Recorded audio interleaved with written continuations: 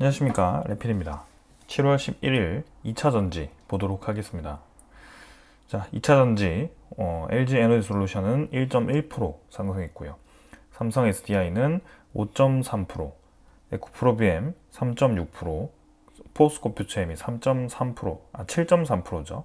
LNF가 11% 상승했고요. LG화학은 0.7%를 하락했고, SK이노베이션은 4% 하락, 첨보는 2% 상승, 에코프로는 4% 정도 상승을 했습니다. 전반적으로 최근에 분위기가 괜찮고요. 오늘도 추가적인 상승을 좀 경험하면서 진행되었습니다. 자, LG 에너지 솔루션은 어느덧 32만원까지 도달을 했고요.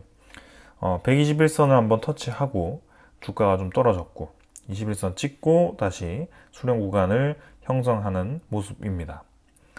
그래서 완벽하게 추세를 돌파하면서 장기 이평선을 계속 뚫고 하나씩 뚫고 나가는 그림이 아니라 조금씩 이제 쉬어가면서 추가적인 상승을 대비하고 있는 그런 모양새입니다. 그래서 급락 이후에 차곡차곡 이제 올라가는 그런 모양새를 보여주었고요. 수렴 구간 만들고 이제 121선과 21선이 수렴하는 그 구간에서 상승을 준비할 수도 있습니다. 뭐 단기간에 이제 이 슈팅은 나올 수 있겠지만 아직은 여전히 전체적인 추세를 위한 움직임을 보이기에는 이 2차전지 산업 자체가 완벽하게 성장기로 진입했다라고 보기는 어렵기 때문에 지금은 바닥 라인을 다지는 중이구나, 이 정도로 좀 이해를 해도 될 것 같습니다. 그래서 이전에도 보면은 이제 바닥 라인을 다질 때 한번 이제 슈팅을 주면서도 다시 떨어졌었기 때문에 지금도 한번 슈팅을 주고 좀 어느 정도 주가가 깔아앉을 가능성도 있습니다. 그래서 그런 부분을 좀 주의를 해서 볼 필요가 있겠습니다. 투자 수급은 지금 외국인 투자자가 33,000원, 33,000주 정도 매수를 했고요. 기관 투자자가 특히 이제 96,000주 매수하면서 대부분 매수의 물량을 차지했습니다. 금융 투자, 투신, 연기금 이렇게 또 매수를 각각 진행했고요. 뭐 특별하게 많은 물량은 아니기 때문에 넘어가도록 하겠습니다. 삼성 SDI는 5.3% 정도 상승을 했고요. 17만 9천원 정도로 진행이 되었습니다. 삼성 SDI는 뭐 최근에 큰 상승 없이 계속 진행이 되었습니다. 뭐 특별하게 지금 이 차트상으로는 삼성 SDI는 눈에 띄는 움직임이 없었고요. 오히려 치고 나가는 듯 하면서도 다시 조정을 받았었기 때문에 지금 삼성 SDI는 오랜만에 좀 반등을 했습니다. 특히 이제 외국인 투자자가 오늘 삼성 SDI를 많이 매수를 했고요. 한 며칠 동안은 계속 이 기관 투자자와 외국인 투자자가 좀 삼성 SDI를 매도하는 그런 모습이었는데 오늘은 좀 반대 움직임이 나오면서 좀 강하게 반등을 했습니다. 자, 계속 주시를 해볼 필요가 있겠습니다. 그래서 금요일 맞춰서 한번 바짝 오르고 뭐 크게 더 올리지 않을 수 있기 때문에 더 보겠습니다. 에코프로 BM은 지금 3.6% 올라서 10만 5천원 정도로 진행이 되었고요. 마찬가지 LG 에너지 솔루션과 유사한 패턴으로 121선에서 저항 한번 받고 두 번 정도 받고 또 한번 121선을 지금 저항을 받았습니다. 그래서 지금 서서히 올라가면서 점점 이제 수렴 구간을 좀 형성하는 듯한 그런 모습인데요. 이제 뭐 121선과 21선 사이에 주가가 갇혀 있는 지 꽤 오래되었기 때문에 한번 슈팅을 위한 준비를 할 수는 있겠습니다. 아까도 보았듯이 LG 에너지 솔루션처럼 슈팅을 주고 나서 이제 완벽하게 계속 치고 나가는지가 중요한데요.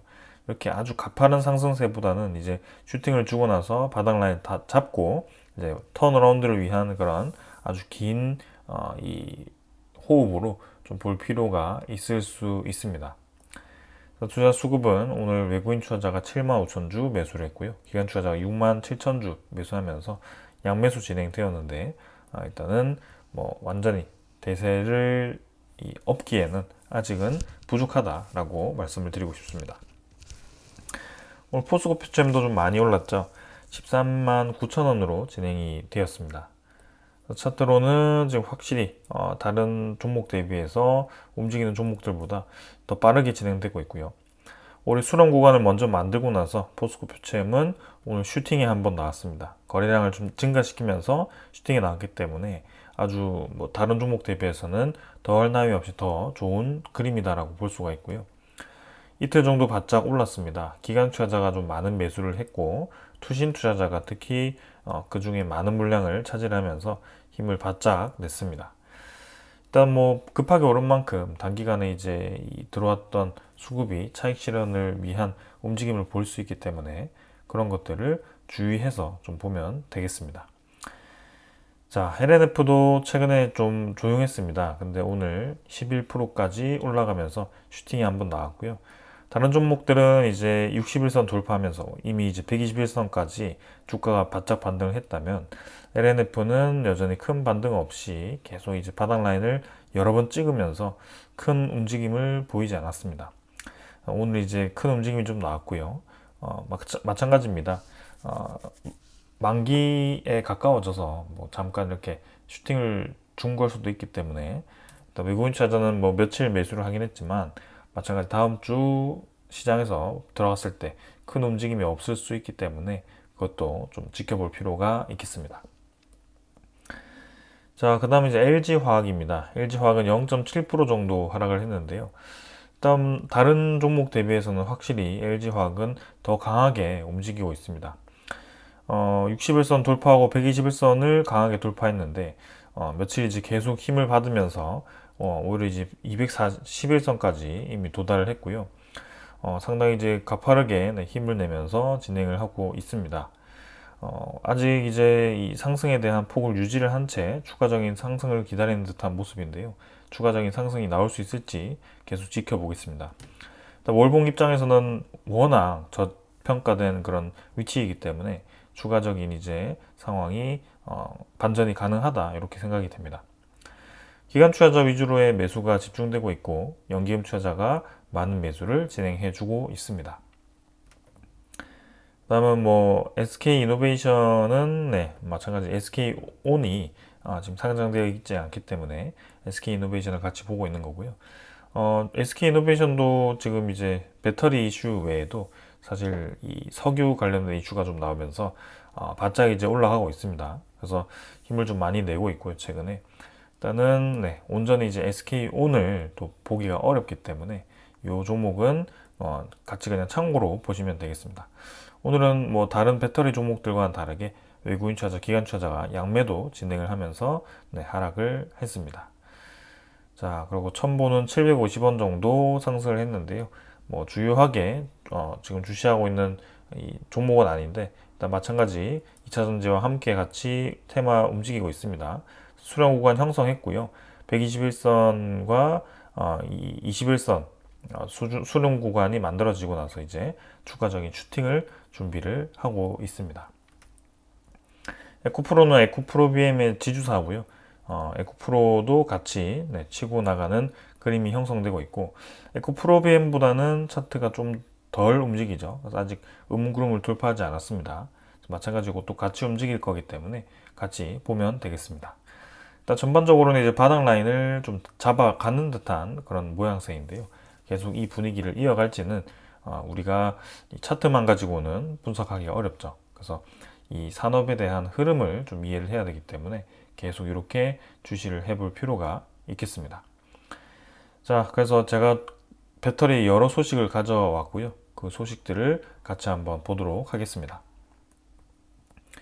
얼마 전까지 이제 네, NMR 배터리가 계속해서 우리나라의 K 배터리의 미래가 될 수 있다.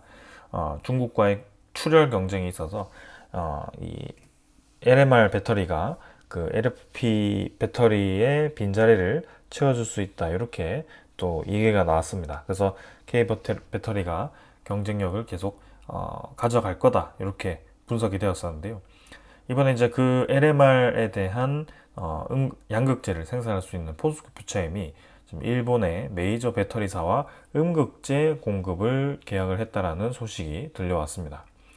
그래서 이제 일본 배터리 회사를 새로운 고객으로 확보를 하면서 글로벌 시장 공략을 가속화하기 시작했고 일본 배터리사와 음극재 공급 계약을 체결했다라고 네, 밝혔다라고 합니다.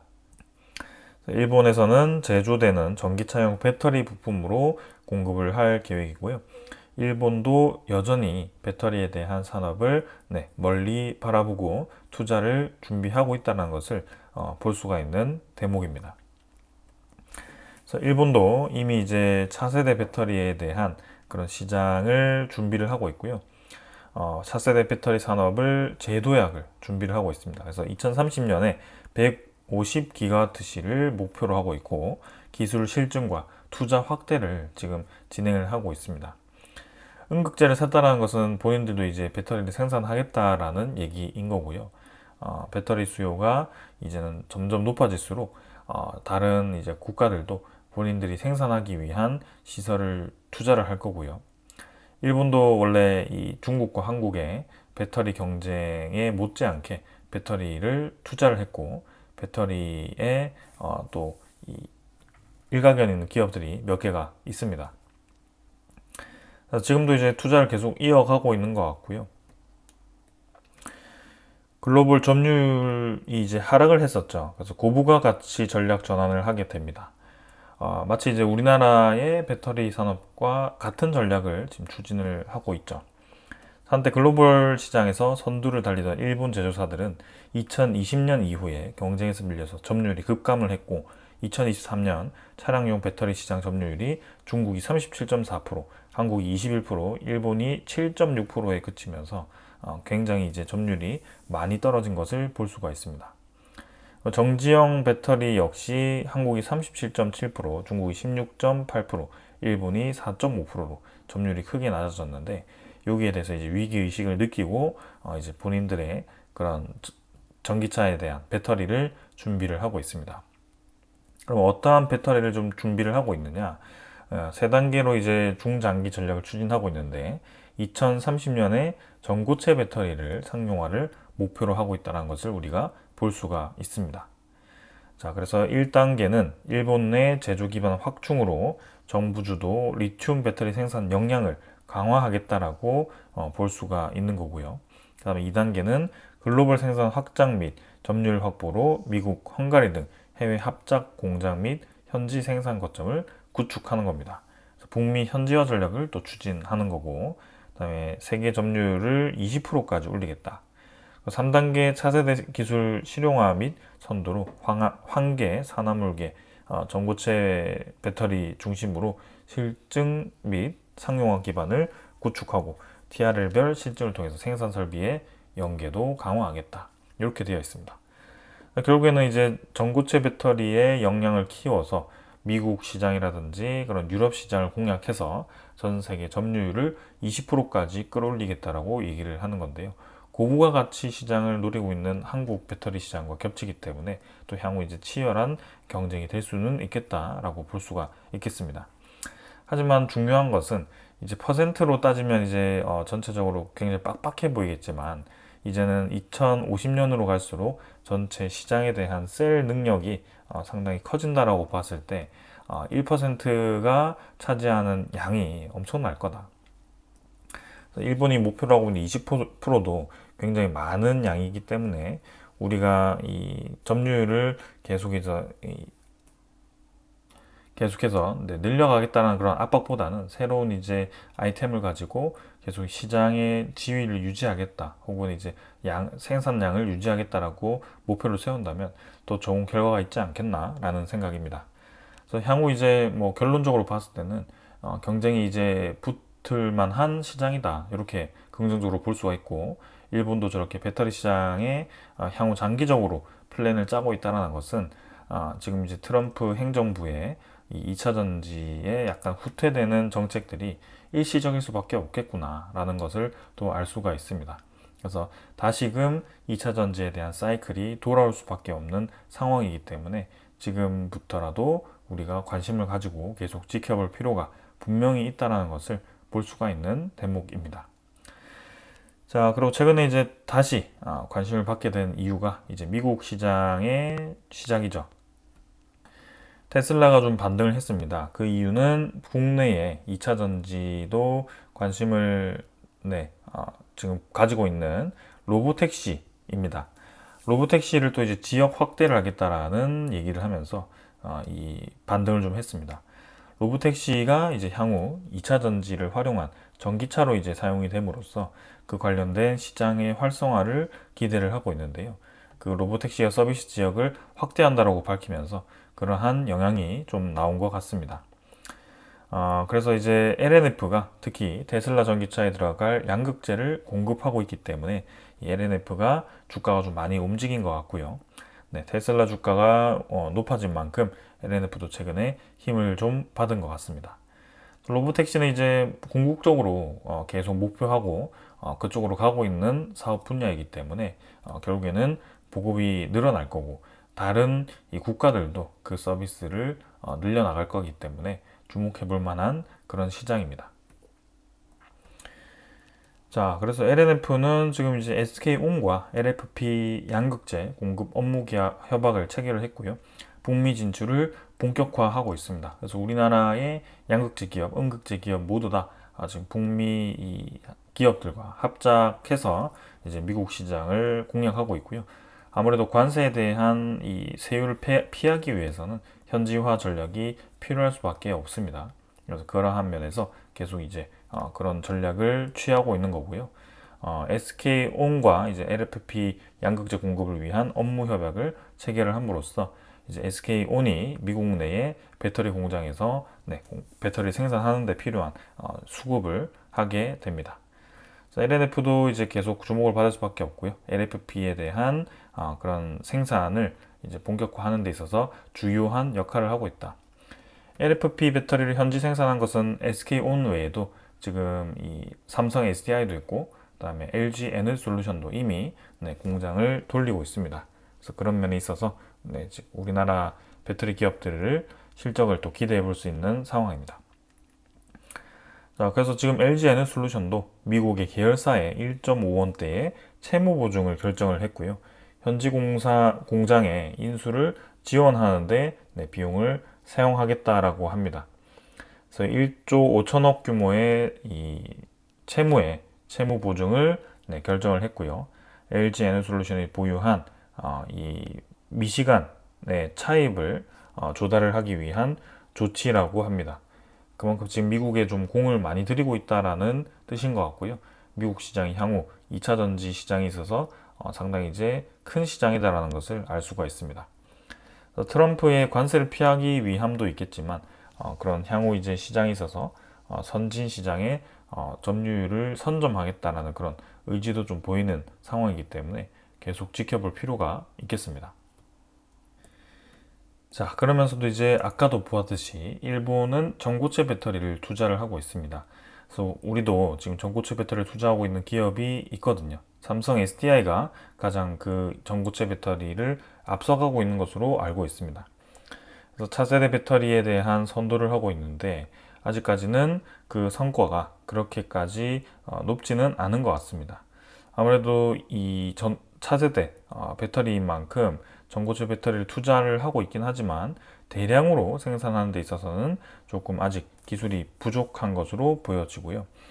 에너지 밀도를 끌어올릴 수 있는 장점이 있고 그 다음 발화에 대한 가능성이 낮기 때문에 상당히 좋은 배터리인데 이것은 사실 이제 대량 생산을 위한 준비가 필요하다라는 것입니다. 그래서 그런 면에 있어서 이 중국은 이미 대량 생산의 준비를 끝낸 것으로 보여지는 거고요. 안화 배터리가 고밀도 고체 배터리를 2027년에 대량 생산을 하겠다라는 발표를 하게 됩니다. 그래서 중국에서 첫 번째 고체 배터리 샘플을 공개를 했고 2020년에 설립된 안화 신에너지 테크놀로지는 지금 이제 첫 번째 고체 배터리 샘플 생산을 했다라고 밝혔다라고 합니다. 에너지 밀도를 갖춘 이제 그런 조건에 맞는 2세대 모델을 개발을 하고 있는데 이 3세대 모델을 이제 2027년까지 개발해서 본격적인 양산을 하겠다라고 하니 이제는 기한이 2년밖에 남지 않았습니다. 그래서 우리나라도 지금 이 생산이 필요한 상황인데요. 일단 삼성이 2027년부터 소규모 양산을 한다라고 하고 도요타 자동차가 2027년에서 28년 중에 양산 목표로 하고 있는데 대규모 양산이 이제 문제라고 여기도 언급을 하고 있습니다. 생산 비용이 높기 때문에 이러한 부분이 과연 이제 어떻게 될지 주목을 해야 되고요. 중국에 대한 이 차세대 배터리의 선점을 또 경계를 할 필요가 있겠습니다. 그래서 이미 이렇게 또 이 나트륨 배터리라는 또 새로운 아이템을 가지고 중국 배터리가 지금 마케팅을 시작을 했고요. 나트륨 배터리 양산 기업이 중국에는 82개고 한국은 1개라고 하니 상당히 지금 뒤처져 있다라고도 볼 수가 있겠습니다. 나트륨 배터리가 이제 효용성이 얼마나 되고 시장성이 얼마나 될지는 더 봐야 되겠지만 이제 양산에 있어서는 몇 년 뒤에 진행을 한다라고 하니까 이런 부분도 향후 이제 이 K 배터리에 있어서 경쟁력을 또 얼마나 유지할지를 결정하는 요소가 될 수 있습니다. 자, 그래서 치열하게 지금 계속 경쟁을 하고 있습니다. 이제는 단가 싸움보다도 성능과 그 다음에 이런 이 종류에 따라서 배터리가 어떻게 생산되고 어떻게 효율적으로 운영될 건지 그리고 그 배터리가 어떻게 활용될 건지 그런 것들이 계속 치열하게 다퉈지고 있습니다. LFP와 LMR 배터리가 이제 싸우게 될 거고요. 그러면서 나오는 것이 이제 나트륨 배터리와 그 다음에 또 하나가 더 있죠. 전고체 배터리가 있습니다. 나트륨과 전고체 배터리가 또 등장하기 시작하면서 이 LFP와 이제 LMR이 과연 그 뒤에는 어떻게 될 것인가 이런 것들을 또 봐야 되고요. 그리고 이제 우리가 원래 기존에 하고 있던 NCM 배터리는 그렇다면 과연 이대로 끝나버리는 건가? 아니면 새로운 그런 고밀도의 에너지 수요가 생겨서 다시 한번 NCM이 주목받을 것인가? 그런 것들을 또 살펴볼 필요가 있겠습니다. 자, 그러면서 이제 트럼프의 자동차 관세가 잠깐 이제 하반기에 또 영향을 줄 것 같습니다. 그래서 하반기에 자동차와 철강 수출이 7% 정도 수출이 감소할 것으로 또 예상이 되는데요. 그러한 이유 때문일까요? 지금 K 배터리에 대한 수요가 3분기에 더 줄어들 수 있다라는 내용이 또 있습니다. 그래서 LG 에너지 솔루션의 GM, 혼다, 삼성 SDI의 스텔란티스 물량이 기대 이하로 지금 되면서 좀 이제 미국의 ESS 시장에 대한 이 상황이 과연 이제 하반기에도 좋을 것인가에 대한 의문이 보이고 있는 그런 상황이고요. 2분기 매출액과 영업이익은 그래도 이제 LG 에너솔루션은 괜찮았는데 하반기에는 그러한 상황이 조금 좋지 않게 흘러갈 수도 있기 때문에 예의주시를 해야 될 것 같습니다. 그러나 이 이벤트는 관세에 대한 일시적인 이벤트이고 그리고 트럼프에 대한 행정부의 2차 전지에 대한 그런 이 상황들도 마찬가지 일시적일 겁니다. 이미 이제 다른 국가들, 일본과 중국은 계속해서 차세대 배터리를 위한 준비를 하고 있고 향후 이제 배터리 시장이 전기차뿐만이 아니라 로봇이라든지 그런 여러 가지 시장에 투입이 될 거기 때문에 ESS 등 그런 각 용도에 맞는 배터리가 필요할 거기 때문에 거기에 대한 준비를 해 나갈 필요가 있겠습니다. 그래서 오늘 이 정도로 2차 전지 관련된 종목들을 확인을 했고요. 결론을 말씀드리면 2차 전지에 대한 종목들이 이제 서서히 바닥을 찍고 반등을 하는 추세를 보이고 있는데 이대로 이제 계속 올라가기만은 하지는 않을 거다. 어느 정도 이제 피크를 찍고 다시 한번 바닥을 여러 번 찍는 뭐 그런 수준의 움직임이 나타날 가능성이 크고요. 이제는 우리가 기억하고 있는 대세 상승, 그죠? 2021년과 2020년 정도 그 수준의 이제 대세 상승을 위한 움직임들은 분명히 이제 이 새로운 상승 사이클이 들어가야 됩니다. 시장이 그만큼 기대를 받고 시장이 그만큼 커질 수 있는 기대감이 있어야 되는데 지금 단계에서는 그런 단계는 아니다라고 볼 수가 있고요. 그럼 그게 언제냐라고 본다면 알 수가 없죠. 사실 뭐 향후 이제 배터리 시장이 어떻게 갑자기 또 주목을 받아서 커질지 모르기 때문에 어느 순간 휴머노이드가 엄청나게 보급이 되는데 당장 휴머노이드 보급하려고 하니까 2차 전지 없이는 안 되겠구나. 그럼 2차 전지에 대한 수요가 전기차 처음 시장처럼 엄청나게 붐이 일어서 또 한번 크게 시장이 사이클이 또 돌아온다든지 그런 식의 갑작스러운 소식이 들려올 수도 있습니다. 그래서 그런 부분 때문에 미리 이제 투자를 하고 기다리는 것이 좋은 거고요. 그다음에 전기차에 대한 수요가 다시 한번 살아난다는 거. 그런 시장이 돌아온다거나 아니면은 ESS 시장이 이전보다 훨씬 커진다든지 뭐 그런 시장이 이제 살아나야 됩니다. 자, 그래서 어떤 분들이 얘기합니다. 이때랑 이때는 사실 중국에 대한 시장 점유율이 차이가 난다. 이때는 우리나라가 한 절반 정도 차지할 수 있었는데 지금은 우리나라가 한 3분의 1 정도밖에 차지하지 못한다. 중국이 너무 가격 경쟁력이 세고 들어가지 못한다. 이렇게 얘기를 합니다. 첫 번째는 이제 중국이 아무리 가격 경쟁력이 좋더라도 중국 제품을 쓰지 않는 국가들이 많습니다. 그게 유럽과 미국 국가입니다. 그래서 그 시장을 충분히 우리가 공략할 수 있는 부분이 있고요. 그 다음에 두 번째는 우리도 이제 LFP를 하기 시작했고, 그 다음에 LMR이라는 LFP의 가격만큼 다운시키고 성능을 올릴 수 있는 그런 가능성이 있는 배터리를 준비를 하고 있다. 그래서 그게 향후 효과가 어떻게 될지를 봐야 된다라는 거. 그리고 세 번째는 전체 시장 자체가 이제는 증가했다라는 거. 그래서 이때까지만 하더라도 사실 신재생에너지 ESS에 대한 얘기는 나왔습니다. 근데 휴머노이드 얘기는 저 때는 전혀 없었습니다. 휴머노이드가 이제는 보급이 되기 시작할 거고, 향후 두 번째 사이클에는 휴머노이드에 대한 배터리도 언급이 분명히 될 겁니다. 그리고 로보택시 이때도 언급 없었습니다. 그래서 로보택시라든지 그런 새로운 아이템들이 전기차의 활성화, 그 다음에 배터리를 활성화시킬 수 있는 아이템들이 이전보다 좀 많아졌다라는 거. 그리고 전체 시장 파이가 이 비율 자체는 우리가 줄었지만 요때는 이제 절반을 차지할 때는 뭐 이 100기가와트 수준이었다면, 그죠? 이제는 200기가와트다. 그래서 비율은 줄었더라도 그 비율이 줄어도 전체 이 양은 늘어날 수 있다는 거. 그런 것들을 우리가 생각을 해 봐야 됩니다. 자, 그래서 향후 장기적인 입장에서는 지금 위치는 괜찮아 보이고요. 뭐 추가적으로 하락하더라도 우리가 계속 밑으로 잡아갈 수 있는 여유가 있습니다. 굉장히 낮은 주가에서 지금 우리가 잡았거든요. 그래서 네, 그런 것들을 보면서 투자를 해가면 좋은 결과가 또 있지 않을까 싶습니다. 자, 오늘 여기까지 하고 마무리하도록 하겠습니다. 감사합니다.